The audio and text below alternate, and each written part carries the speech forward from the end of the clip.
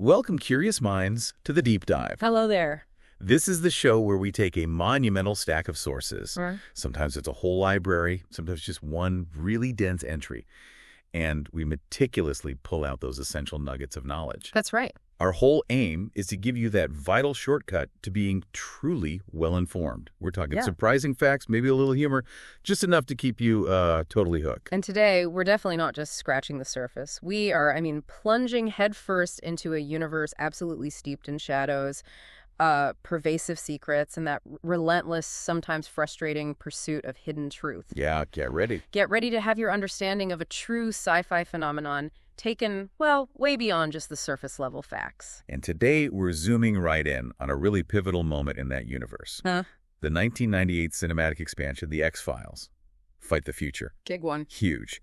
We've pulled a super comprehensive source, a detailed Wikipedia entry, and our mission is basically to peel back every single layer of this film. We're talking its ambitious start, that intricate, almost sprawling plot. It's like a groundbreaking production, and, its lasting echoes in pop culture.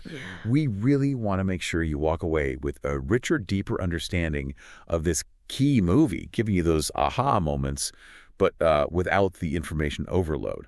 Think of this as your expertly curated journey. It doesn't matter if you're a longtime believer, one of the devout fans who followed Mulder and Scully's every single step. Right. Or maybe you're just curious about how a hit TV show makes that huge, often really treacherous leap to the silver screen. It's a big leap. We're going to make sure every single detail sticks with you. We'll paint a complete picture of Fight the Future. Okay, so let's start at the beginning. After 5 incredibly successful seasons of The X-Files, on TV, it was a true pop culture sensation, a global phenomenon. Yeah.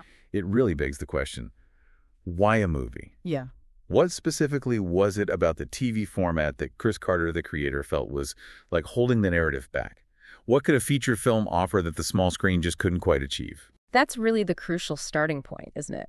Carter's core ambition after those 5, very successful seasons was basically to tell the show's main mythology, specifically that alien colonization storyline on a much wider, truly epic scale. Right. Bigger canvas. Exactly. The television format, for all its strengths, character development, episodic mysteries, it just had inherent limitations. Weekly budgets, production schedules, they often constrained the visual scope. Sure. A feature film, though, that offered a much larger canvas. It allowed for grander visual effects, much more expansive set pieces, and a really global, almost apocalyptic feel that, it just wasn't achievable within the typical constraints of a network TV episode. Okay. I wanted that conspiracy to feel absolutely universal, not just another case of the week. Okay, but taking a show with such a deep, 5-season history to the big screen, that must introduce a fascinating dilemma.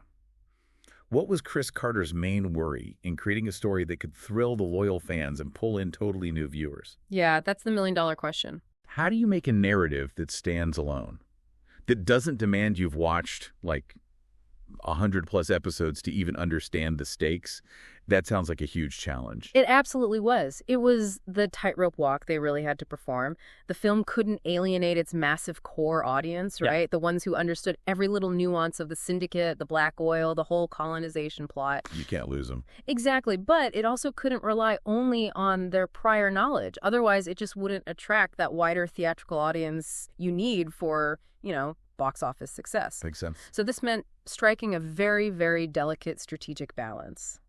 The narrative had to be accessible enough for a newcomer to grasp the main conflict, the emotional stakes for Mulder and Scully. Get invested. Right. While simultaneously offering deep fan service, those essential mythological beats, character arcs, familiar faces that would satisfy the loyal viewers. This tension, the need to appeal broadly without sacrificing depth for the existing fans, it really set the tone for the entire project right from the start. It influenced pretty much every creative decision. So, okay, beyond just setting the tone, how did that strategic tension actually play out in the film's development? Can you give us an example, like a scene or a plot point where you can really feel that tightrope walk between catering to the diehards and onboarding the new folks? Oh, a perfect example, I think, is the introduction of the black oil. In the film's chilling opening sequence, the one dating back to 35,000 BC. Right, in Texas. Yeah. For longtime fans, this was huge. It was a monumental deep dive into the mythology's ancient origins, confirming the black oil's presence on Earth for millennia, tying into established lore about the colonists' long-term plans. It answered questions the show had only hinted at. Big reveals. Definitely. But for newcomers, it's a visually striking, totally self-contained horror sequence. You see the cavemen, the alien life form, the terrifying, sentient black oil. You don't need to know its entire backstory from the show. Okay. The scene immediately establishes this pervasive, deadly threat. So the challenge was keeping that mysterious black oil quality, not over-explaining it for the veterans, while still making its immediate deadly nature crystal clear for everyone in the theater, regardless of their X-Files background. That's a really good example. Yeah. So with that massive challenge laid out, once they decided, okay, we're doing a movie, this is the scope, how did they actually get this ambitious vision down on paper? This is where we get into Project Blackwood, right? Well, that's it, the code name. So the creative engine was Chris Carter and Frank Spotnitz collaborating on the script. And their method was, well, familiar to anyone who knew their TD writing process, sketching out scenes, plot points on 3x5 index cards. Classic. Yeah, very tactile, almost old school way to map out a story, but clearly it worked incredibly well for them. And it was an unbelievably intense process, even by their own pretty demanding standards. We know that major chunks of the script were written over the Christmas holiday in 1996. Carter and Spotnitz were actually working in Hawaii. Rough gig. Yeah, tough life. But by the time that holiday break was over, the entire narrative for the film, the full arc of the story, it had been laid out, hammered out.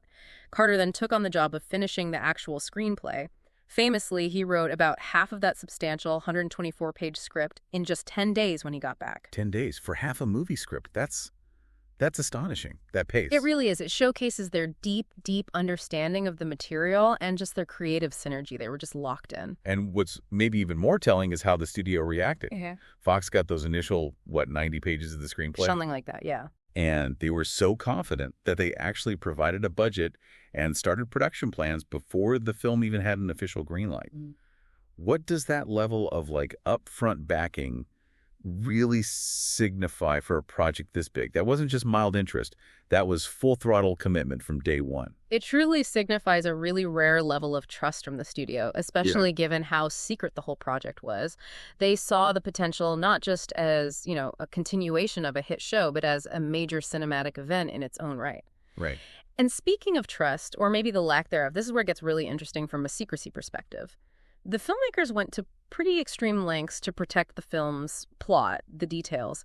Security became like a real-life X-file. How so? Well, they famously printed the scripts on red paper. Red paper? Seriously? Yep, red paper.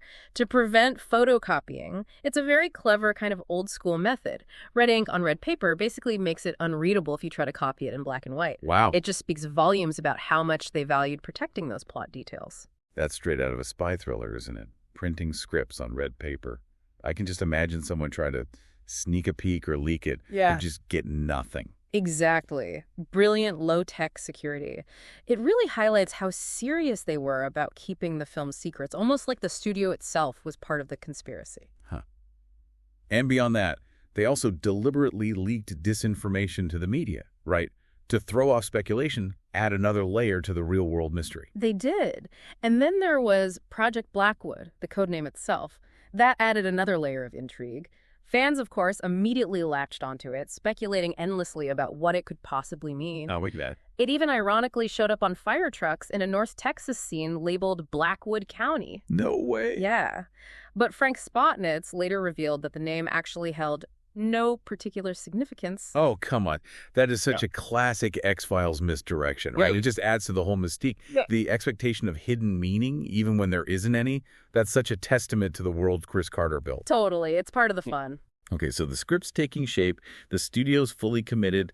The next crucial step had to be assembling the key players behind the camera, the masterminds. Precisely. And for the director's chair, Chris Carter turned to someone deeply, deeply familiar with the X-Files universe, Rob Bowman. Makes sense. Bowman was already an executive producer. He directed many of the most impactful episodes of the TV series, especially after the production moved from Vancouver down to LA. Carter himself said very openly that he just didn't have the time to even attempt to direct the film because of his show-running duties. Right, he was busy. He was. And he emphasized that Bowman was a very collaborative person who just intimately understood the show's look, its feel, its tone. It really highlights Bowman's skills and the immense trust Carter put in him to translate that TV magic to the big screen. That collaboration sounds absolutely key. And beyond Bowman, the producing team, Daniel Sackheim was involved, right? He produced the original X-Files pilot, directed some early episodes. This was his first feature film as a producer, a big step up. It was. And then they brought in executive producer Lecca Ryan, who was known for her work on huge blockbusters like Jurassic Park. Wow, okay. But the secrecy continued even with someone of her stature. She was only allowed to read the script in front of the 1013 production staff. She couldn't take it away, couldn't make copies. Still, even for the EP. Even for the EP. This level of control over the script just underscores how absolutely critical they viewed plot security, even for the top personnel. Incredible. It really was a need-to-know operation, wasn't it? Almost to an insane degree for a major studio film. It really was. Beyond that core leadership, they brought in other essential hires to ensure that visual continuity and the grandeur they wanted. Chris Nowak as production designer. Okay. Ward Russell as director of photography. Bill Liams as construction coordinator. And here's another point that just hammers home the rapid pace, the intensity of this pre-production. All these key people were secured just 6 weeks before principal filming was supposed to start. 6 weeks. 6 weeks? That's a lightning-fast turnaround for a project of this scale, especially when you're aiming for that top-tier cinematic quality. You mentioned this blend of talent people who knew the show inside out, like Bowman, mixed with experienced feature film pros like Lecca Ryan. Could you maybe highlight a specific area where that blend really shone? Or maybe where it created unique challenges, like moving from a TV schedule to a film set? What did that mean for, say, lighting or set design? How did they bridge those worlds? That's a fantastic point. And one area where this blend was, I think, truly groundbreaking for the time was how they used digital effects alongside traditional set design and practical effects. Remember, this is 1998. The CGI was still evolving. Exactly. While the TV show definitely used visual effects, the film allowed for a scale that was previously just unimaginable on their budget. That emerging alien vessel from under the Antarctic ice, for instance, that involved complex CGI models and techniques that were cutting edge then. That was a huge moment. Huge. But what was really innovative was how they integrated these high-end feature film effects with the show's signature gritty, often dark, practical effects style. They weren't just, throwing money at CGI. They were thoughtfully blending it to enhance the established aesthetic, not overwhelm it. So it still felt like the X-Files. Precisely. That was the key. And it was a challenging dance, definitely, between the established TV production methods and these newer cinema techniques. It required constant collaboration between the TV effects guys and the new film crew, making sure the final product felt like the X-Files, just bigger, more immersive. And it absolutely did feel bigger. Let's really dive into the mythology itself now, starting with the story's epic scope. The film is anchored so perfectly within the X-Files universe timeline, isn't it? It is, crucially so. It's set right between the 5th season finale, The End, which, saw the X-Files unit shut down. Devastating for fans. Totally. And the 6th season premiere, The Beginning, when they get reopened. This exact placement makes it such a critical bridge in the ongoing alien mythology, a real linchpin connecting and expanding that whole colonization narrative. That chronological anchor is absolutely key for the fans, yeah. Yeah. It means the film isn't just some side story, it's an integral part of the main alien arc. And from a storytelling perspective, Carter and Spotnitz were very clear in their goal. They wanted to make the film bigger, not just visually, but narratively. How so? By starting and ending it at what they called extreme places. This let them explain fundamental aspects of the overarching story arc that the TV show just hadn't fully revealed yet. They were essentially pulling back the curtain on some of the deepest secrets of the conspiracy, laying groundwork for what was still to come in the series. And they certainly waste no time doing that. The film opens in such a chilling, expansive way. 35,000 BC North Texas. This prehistoric encounter, apparently inspired by real research into the Ice Age. Yeah, they looked into it. It introduces us to these ancient cavemen who stumble upon an alien life form. And this is where we first visually encounter the black oil substance. It immediately signals the ancient, pervasive, just terrifying nature of the conspiracy. It establishes this deep, horrifying history for the alien presence on Earth, way before modern humans were even a thing. It immediately sets a different scale, doesn't it? Far beyond what the show could usually do with its budget and time constraints for a cold open. It stretches the mythology way back into prehistory. And from there, the plot just unfolds with this series of escalating incidents, all designed to pull Mulder and Scully right back into the heart of the conspiracy they thought they'd left behind. So, okay, fast forward from Cavemen to 1998. We get the Inciting Incident. This young boy falls into a sinkhole in North Texas, gets infected by that same black oil we just saw. Nasty stuff. Firefighters go in to rescue him. But tragically, they don't come out.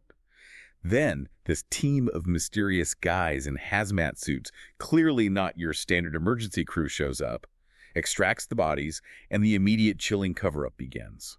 Right away, we're pulled back into that familiar, unsettling territory of weird events and massive government suppression. Precisely. And then Mulder and Scully, who are still kind of sidelined on bomb squad duty after being kicked off the X-Files at the end of season 5. Right, the indignity. Exactly. They investigate a bomb threat in Dallas. They find the bomb in a building across the street. It looks like it's ready to be disarmed.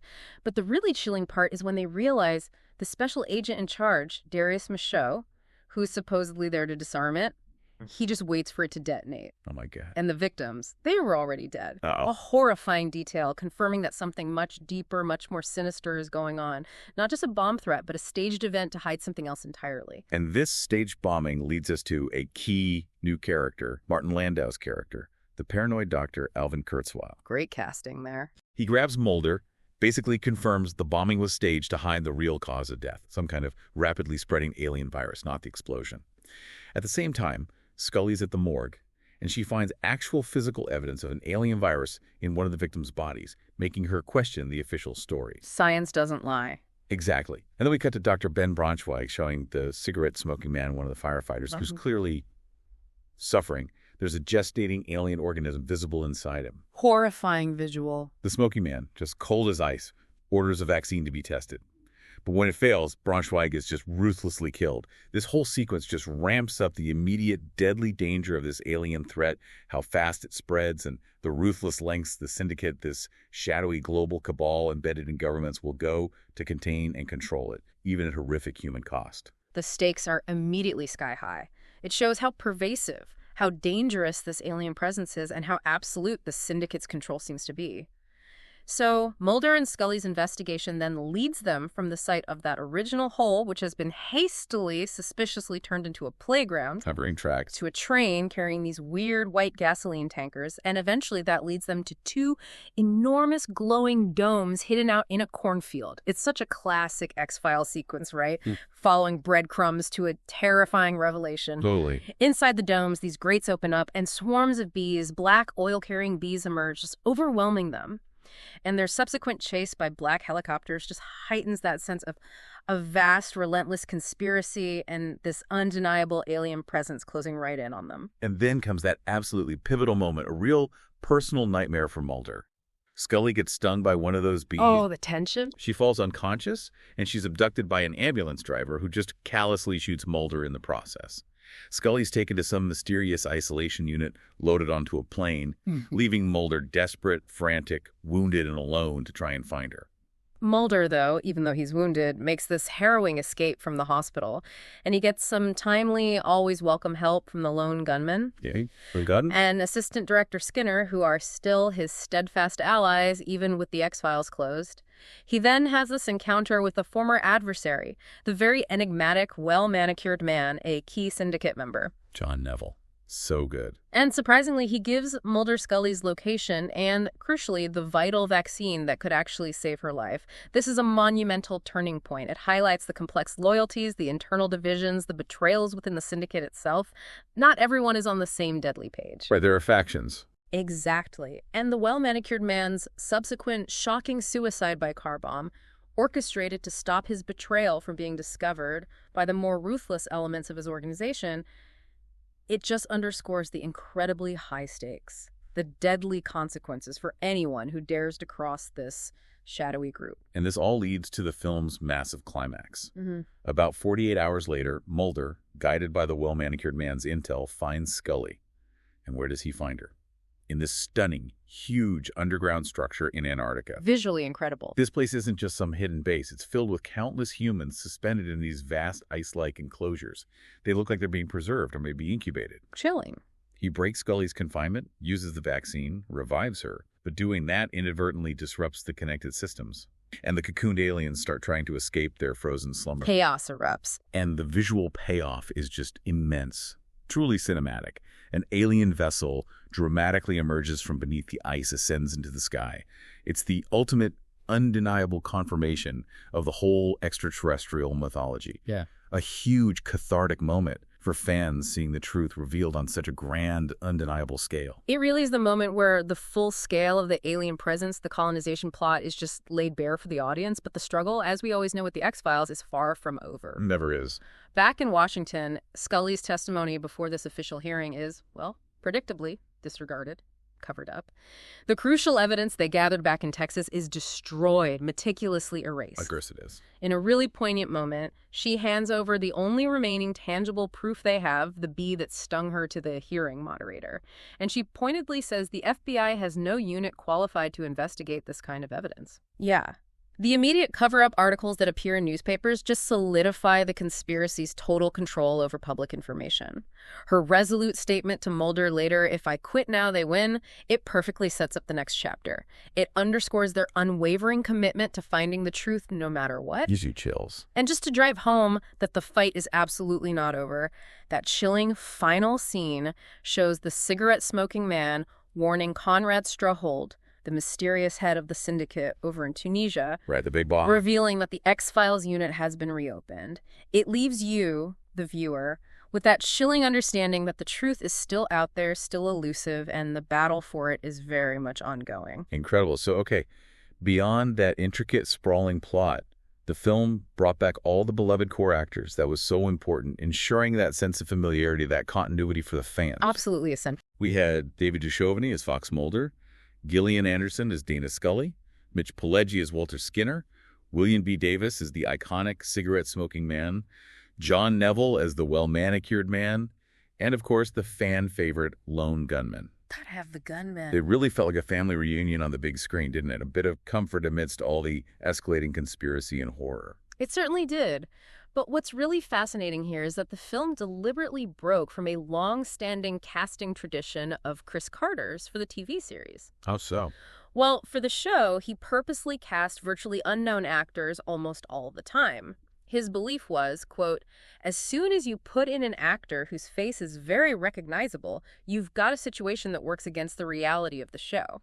The idea was, if you didn't recognize them, they felt more like real people caught up in these unreal situations. It enhanced the believability. Makes sense. However, Carter saw the film as a chance to defy this rule. He brought in well-known, highly respected actors like Martin Landau as Dr. Kurzweil and Blythe Danner as Jaina Cassidy. This was a conscious choice to give the film more cinematic weight, broader appeal, leveraging that established talent to draw in a wider audience. And it clearly worked, didn't it? It even extended to the crew in smaller roles. There's that wonderful detail about Glenn Headley, who was apparently a huge fan of the show herself. Yeah, self-professed fan. Enthusiastically accepting a small, uncredited role just as a bartender. Yeah. It just shows the widespread appeal, the passion surrounding the X-Files back then. This wasn't just another job for a lot of these people. It was clearly a labor of love, a desire to be part of something iconic. That absolutely speaks to the cultural impact the show already had by that point. It was drawing in talent who genuinely admired the series. Of course, bringing this grand vision to life needed more than just familiar faces. It needed meticulous, innovative design. Right, the look. Chris Nowak, who was a former architect and an experienced theater set designer, was hired as the production designer. And his goal was very specific, very ambitious: create a dark, scary, and oppressive environment, especially for Mulder's journey, to really amplify the film's tense, conspiratorial tone. He wanted the world itself to feel both vast and claustrophobic at the same time. That's a tricky balance. It is. And what's truly fascinating, I think, is Nowak's incredibly unique and intentional approach. He decided not to review any TV episodes as preparation for his role. Really? He didn't watch the show. Not as prep, no. Right. It wasn't out of disrespect, obviously, but a deliberate creative choice. Yeah. He wanted the movie's design to feel as fresh and new as possible while still, retaining essential elements and the core atmosphere from the show. Okay. This wasn't about just replicating what they did on TV. It was about elevating and reinterpreting the visual language of the X-Files for the grand scale of the cinema. It really speaks to a true creative ambition to make the film stand on its own aesthetically, but still feel connected to the series. That's a bold move. Did it pay off? I think it did, yeah. It gave the film its own distinct visual identity within the X-Files universe. The design department moved at lightning speed, a common theme in this production, finding locations, designing sets, all in just 8 weeks. 8 weeks. Wow. Nowak collaborated closely with concept artists Tim Flattery and Jim Martin, and their detailed artwork was presented for approval to Carter, Bowman, Ryan, and Sackheim. And remarkably, despite the crazy tight timeline and the complexity of the designs, there were apparently very few changes requested. That indicates a really strong, unified vision right from the beginning, which is pretty rare in these high-stakes productions. But that rapid pace must have come with its own set of logistical nightmares, right? Yeah. Especially in terms of construction. You mentioned they had to build all the major sets simultaneously because the schedule was so tight. Exactly. That meant paying rent on all the stages at the same time, which is a significant financial and logistical challenge. It required intense coordination. Construction itself only began 7 weeks before filming started. It just underscores the sheer intensity, the compressed timeline of that whole pre-production phase. It sounds like it was just a constant sprint. It truly sounds like a logistical masterpiece pulled off under immense pressure. This meticulous, highly focused approach to set design was absolutely instrumental in translating the TV show's unique, shadowy vibe to that grander, more immersive cinematic scale. It wasn't just about making things look bigger, it was about making them feel expansive and oppressive simultaneously, drawing you, the viewer, deeper into that world of shadows and hidden truths, making the conspiracy feel even more real, more palpable. So with the sets designed, the team assembled, script finalized on red paper, how did they actually bring this huge world to life on the big screen? You mentioned Carter and Rob Bowman really wanted to film in as many different real-world locations as possible. That was the goal, yeah. They wanted to give the movie a genuinely grander feel, move beyond what they could typically achieve for a single TV episode, which often relied on standing sets or maybe 1 or 2 location shoots per week. They wanted to show you the global scope of this thing. Absolutely. However, as often happens in filmmaking, right? That ambitious vision kind of collided with the hard reality of a very tight production timeline. Always the schedule. Always the schedule. Only 8 weeks of pre-production and a mere 45 days of principal photography, which is remarkably short for a feature film of this size and complexity. They had to make compromises. Like what? Well, the tight schedule meant less extensive location shooting than they initially hoped for. Los Angeles, for example, famously stood in for both Dallas and London, though apparently they did send a double to London for just one brief shot just to get that authentic background feel. Sneak. And those really impactful ice scenes, the Antarctica climax, originally they envisioned shooting those on an actual Alaskan ice field for maximum realism, but ultimately they were moved to Whistler, British Columbia, which was conveniently close to the show's regular Vancouver base, made the logistics much more manageable. Right, and this tight schedule, this ambitious film shoot, it had direct, tangible consequences for the TV series itself, didn't it? Oh, absolutely. Principal photography for the movie started June 16, 1997, right in the hiatus between seasons 4 and 5. But here's the real kicker. Reshoots for the film ended up happening during the actual filming of the 5th season. While they were making the show. This meant that some episodes in season 5 had to be strategically written to focus on only one lead character, either Mulder or Scully, because the actors just had demanding film schedules they had to meet. Wow, so that explains some of those episodes. It really illustrates the immense pressure, the intricate coordination, the creative compromises required to pull off a cross-platform project like this, one production directly impacting the other in real time. That highlights the huge juggling act they were performing. Okay, so beyond the visual grandeur and the logistical hurdles, the film's unique soundscape was another absolutely crucial element. It really deepened the mystery, the atmosphere. Became as iconic as the look, really. Couldn't agree more. The sound is vital. And that's where Mark Snow comes in. We simply have to talk about Mark Snow, the iconic composer. His distinctive, atmospheric, often really unsettling score had become completely synonymous with the X-Files TV show. His music is practically a character itself, instantly recognizable, essential to the show's whole identity. Absolutely. His return was, well, non-negotiable, and Chris Carter apparently gave him very specific, maybe somewhat counterintuitive direction for the film's music. What was that? He wanted a very minimal approach. He favored ambient atmosphere and sound design over traditional soaring melodies. This choice was deliberate.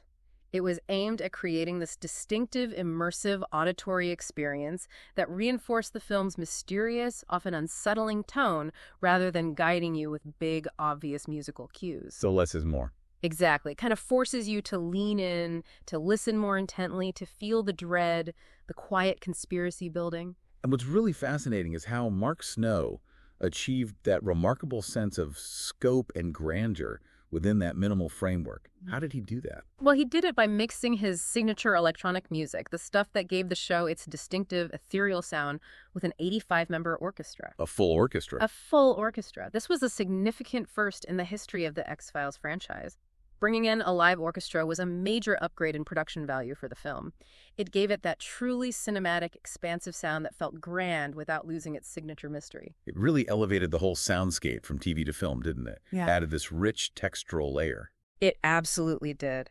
Snow faced a really rigorous workflow, too. He only had a couple of months to compose the entire film score, and he was doing that while simultaneously scoring the ongoing TV series. Unbelievable workload. The most substantial difference for him, apparently, in terms of process, was moving towards using MIDI files to save his musical scores. These files could then be efficiently sent off to a copyist and then eventually to the orchestrators, which streamlined the complex process of getting all those orchestral parts ready for the live musicians. That tech shift was key to managing such a demanding schedule. And for the fans, there were two different soundtrack releases, right? That's right. The X-Files original motion picture score, which was Snow's instrumental work, his actual score, Okay. and the X-Files. The album, which featured popular artists and songs kind of inspired by the film, sort of the mixtape version. Right, but here's a really intriguing detail. A true hidden gem for the most dedicated fans. The X-Files. The album included a hidden track. Oh yeah, the secret track. Where Chris Carter himself, in his own voice, detailed a summary of the entire X-Files mythology up to that point. It was like an invaluable cheat sheet for listeners, especially if you were trying to piece together that complex, sprawling narrative. A direct, unofficial lore dump straight from the creator. That's such a unique and very fan-centric bonus, isn't it? It just added to the whole mythology's mystique. This deep dive into the scoring process really reveals just how meticulously the film's soundscape was crafted. Wow. It was all about amplifying those mysterious, expansive themes, and how the music itself became almost like another character in the story, subtly guiding you through the layers of conspiracy and Mulder and Scully's emotional journey. The sound was definitely another way the film felt bigger and more immersive than the show. Okay, so production's wrapped, the suspense is building, the red scripts are locked away. It was finally time for the film to face the world. The X-Files. Fight the Future premiered theatrically June 19, 1998 in the U.S. and Canada. Yeah. And it faced some seriously stiff competition at the box office. It shared its release date with Disney's Mulan. Yeah, that's tough competition. A big animated Disney feature. Huge family draw. But despite that formidable competition, the film actually had a really successful commercial run. It closed after 14 weeks. Its widest release was in 2,650 theaters across North America. Pretty wide. And against a reported production budget of $66 million, it grossed an impressive $189.17 million worldwide. $83.89 million of that came from the U.S. alone. That definitely cemented its commercial success. It showed the power of the X-Files brand on the big screen. Absolutely. It proved it could transition. It had a really strong debut, too, especially considering Mulan. It pulled in over $30.13 million in its opening weekend from 2,629 theaters. That accounted for like 35.9% of its total U.S. gross. Wow, big opening. That opening performance let it beat out both Mulan and The Truman Show, which also opened around then to grab the #1 spot at the box office. That's a serious win for a sci-fi film based on a TV show, proving it had real crossover appeal. It really was a testament to how culturally relevant the show was at that exact moment. Its industry recognition was solid, too. It ranked hashtag 23 for all films released in the U.S. in 1998 and hashtag 10 for PG-13 rated films that year. That solidified its commercial impact, its widespread appeal. It showed it resonated beyond just the existing fans and could compete in that tough summer blockbuster season. And extending that experience beyond theaters, the film hit home media pretty quickly, which was typical for the late 90s. It came out on VHS October 13, 1998, just a few months after it left theaters. Quick turnaround. And what's really interesting for home media geeks is the inclusion of an extended cut that was 41 seconds longer than the theatrical version, adding even more little bits to the mythology, both a pan and scan full-screen version, the format for older square TVs. Oh, I remember pan and scan. Painful sometimes. Huh. And the widescreen releases were THX certified, which, for those who don't know, meant it met George Lucas's high standards for audio and video quality, ensuring you got the best possible presentation at home, really reflecting that cinematic quality they aimed for. And the film's move to digital formats followed pretty quickly, too, keeping up with technology. It hit DVD in Region 1 on May 4, 1999. Then a DTS-enhanced widescreen version came out January 23, 2001, offering even better audio. Right, DTS was a step up. And then a Blu-ray version was released December 2, 2008. Producer Frank Spotnitz announced ambitious plans to pack that Blu-ray with as many extras as they will fit. He promised a real treasure trove for fans, commentaries, extensive behind-the-scenes footage, bloopers, trailers, even a brand new documentary. Nice. And for those who prefer to read their conspiracies, there was a novelization of the film written by Elizabeth Hand, released at the same time as the film, June 19th, 1998. Let fans dive even deeper into the story. Covering all the bases. But here's a truly remarkable, kind of poignant detail that shows how real-world events can just unexpectedly slam into media schedules. The film was originally set to make its broadcast TV premiere on Fox on September 14th, 2001. Whoa, right after. Just 3 days after the September 11 attacks. It was pulled. It was replaced with a repeat airing of the romantic comedy, 9 Months. A powerful, unexpected delay showing how national tragedy can just eclipse even major entertainment events. It's a very sobering reminder, isn't it, of that intersection between entertainment and global events and the quick, hard decisions that have to be made in the face of such tragedy. Yeah. So turning to how the critics reacted, the reception was, well, mixed, seems like the fairest way to put it. That sounds about right. It landed a 66% rating on Rotten Tomatoes, based on 73 critics, average score 6.1 out of 10.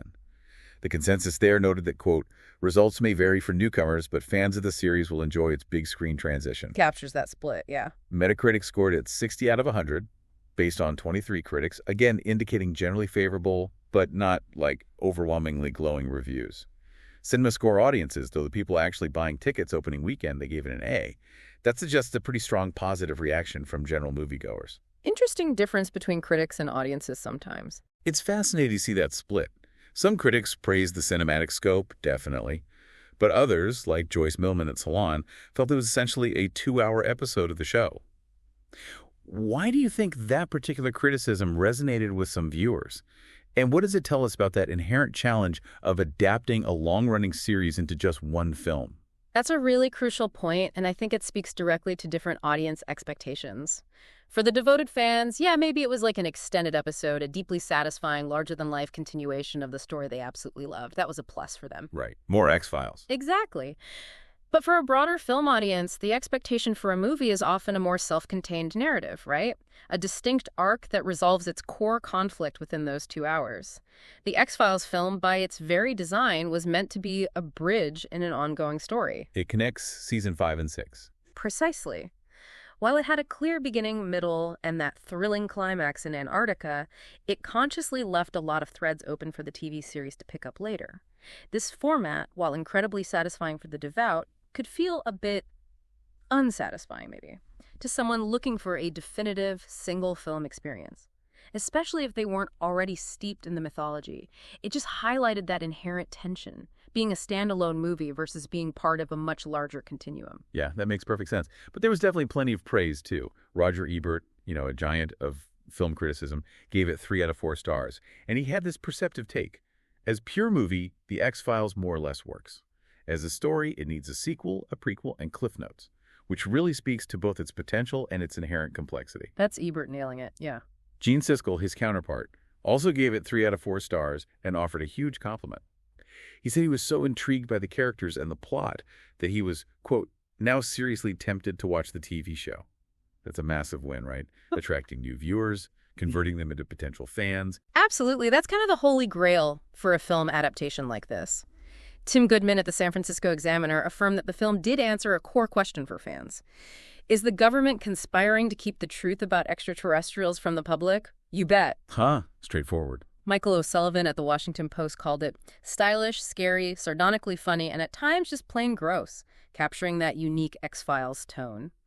And Andrew Johnston at Time Out New York observed that The X-Files has always been the most cinematic show on TV, and Bowman expands the show's scale and impact on the big screen while keeping its charms intact. So those positive reviews really emphasized its success in translating the show's core essence to the bigger format. However, not all critics were quite so charmed.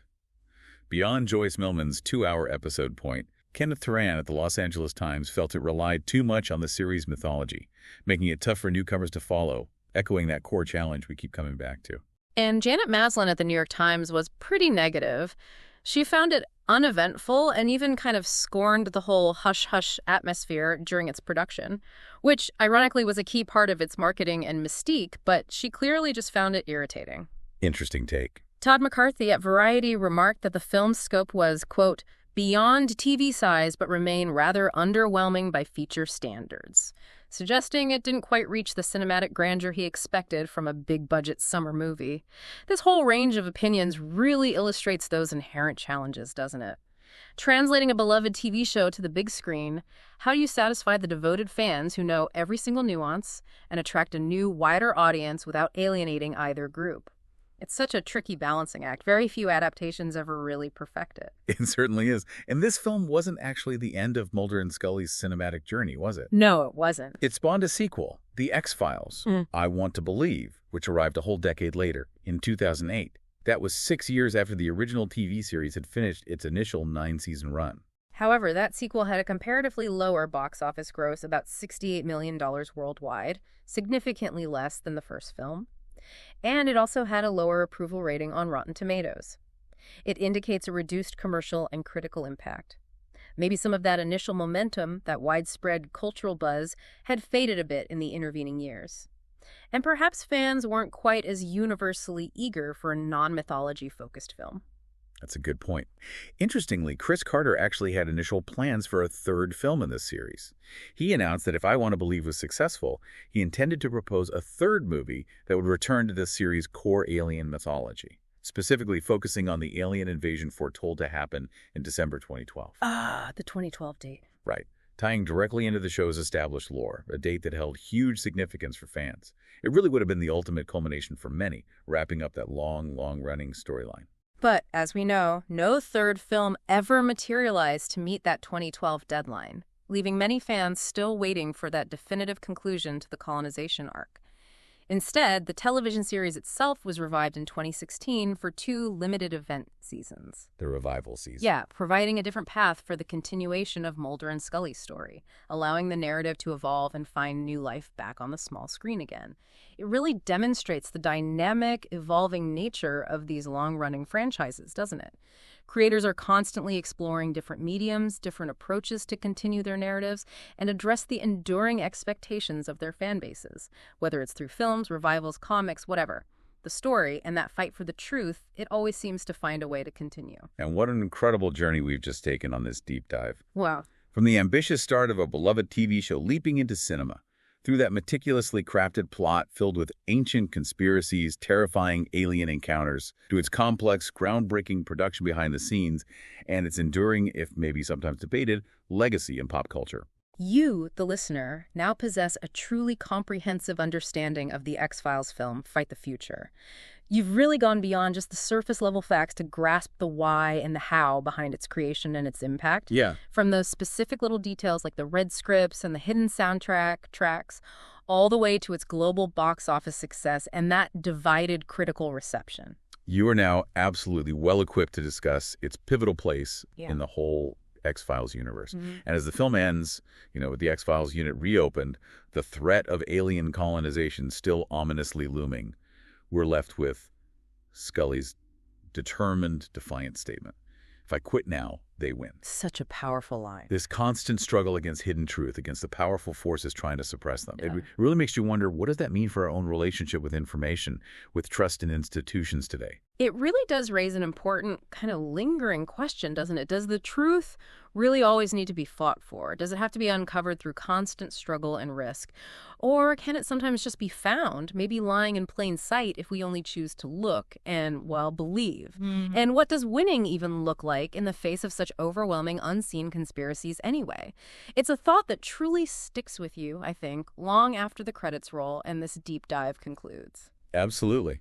Well, thank you for joining us on this deep dive into the X-Files. Fight the future. We really encourage you to revisit the film, or maybe even the series, with all this newfound understanding. Yeah, watch it again. And we definitely look forward to uncovering more vital knowledge with you on our next deep dive.